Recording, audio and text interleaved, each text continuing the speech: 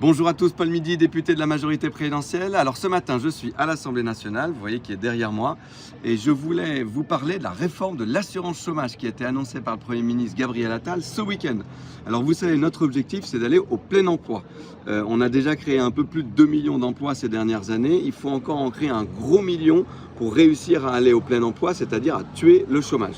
Notre principe, c'est de dire que quand il y a très peu d'emplois, que le chômage est très élevé, il faut évidemment que les règles de l'assurance chômage elles soient très généreuses et qu'elles accompagnent bien les chômeurs. Par contre, quand il y a beaucoup d'emplois qui sont créés, qu'il y a des tensions sur le marché du travail, que le chômage baisse, il faut que les règles de l'assurance chômage elles soient beaucoup plus incitatives à la reprise de l'emploi. C'est ce qu'on fait avec cette réforme de l'assurance chômage et je vous en donne 3 exemples. Le premier, c'est sur les différentes règles d'accès. Pour accéder et avoir les allocations chômage aujourd'hui, il faut avoir travaillé 6 mois dans les 24 derniers mois. Demain, il faudra avoir travaillé 8 mois dans les 20 derniers mois. La durée d'indemnisation maximum, aujourd'hui, elle est de 18 mois, elle va être passée à 15 mois. Ça, c'est le premier point. Deuxième point, c'est sur les seniors et la filière senior.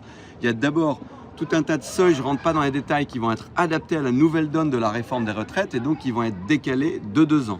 Mais c'est aussi la création du bonus emploi senior. Alors qu'est-ce que c'est?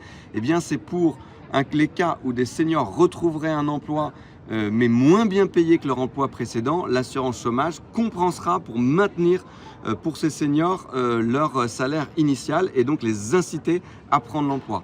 Troisième exemple important, c'est le sujet des bonus-malus qu'on a mis en place dans 7 secteurs pour limiter l'utilisation parfois indue par les entreprises à des contrats courts. Eh bien ça fonctionne et donc le Premier ministre a annoncé l'élargissement à beaucoup d'autres secteurs de ce bonus-malus pour éviter les contrats courts. Donc voilà, toute cette réforme de l'assurance chômage, elle sera mise en place d'ici la fin de l'année. Elle a vocation à remettre dans l'emploi un certain nombre de personnes. Ça sera l'équivalent, quand on comptabilise à court terme, de 90 000 emplois créés, c'est-à-dire presque 10% du chemin pour aller vers le plein emploi. Donc c'est évidemment une réforme très importante. C'est important de la faire maintenant parce qu'on attend dans les prochains mois et en 2025 une reprise économique forte. Donc c'est le bon moment pour mettre en place les bonnes règles dans ce contexte. Voilà, je voulais vous en dire un petit mot. N'hésitez pas, si vous avez des commentaires, des idées, des questions, à les mettre sous cette vidéo. Et puis je vous souhaite à tous une très bonne journée et à très vite.